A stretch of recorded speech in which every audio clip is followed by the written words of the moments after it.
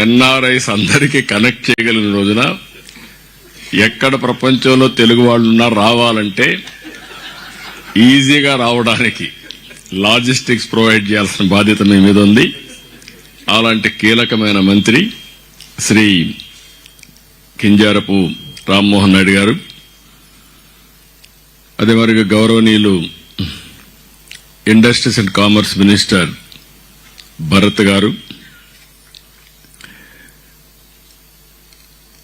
AP NRT society అధ్యక్షులు గౌరవనీయులు రవికుమార్ గారు, ఈరోజు ఈ కార్యక్రమానికి వచ్చినటువంటి యూరోప్కు సంబంధించి పెద్ద ఎత్తున వచ్చారు.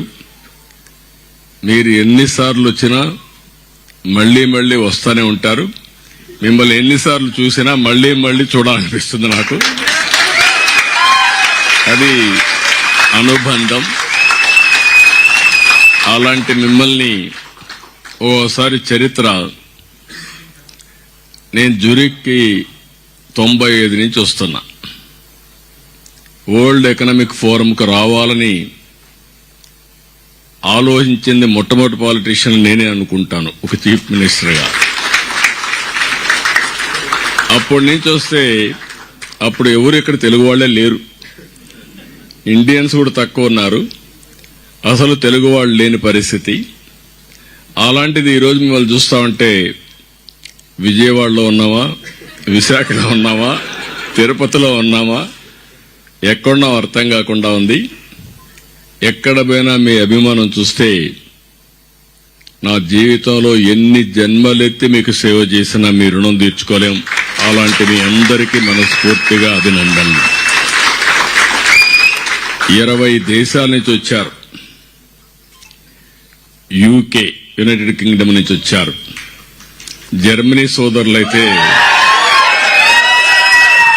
ఉదయం నుంచి చూస్తున్న అభ్యర్థి వదిలిపెట్టలేదు వాళ్ళు.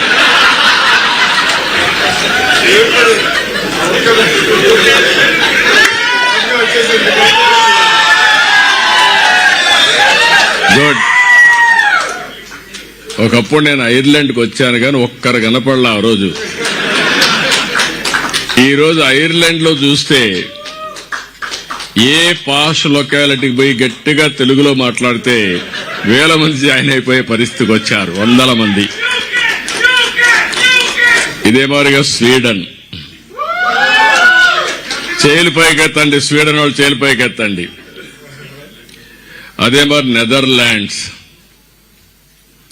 Italy, France, Switzerland, Denmark, Norway, Finland, Belgium,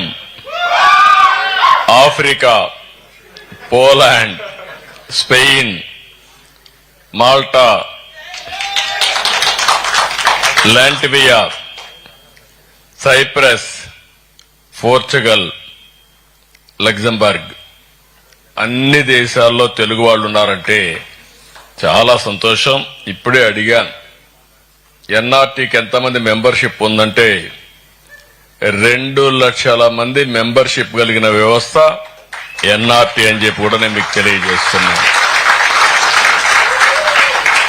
148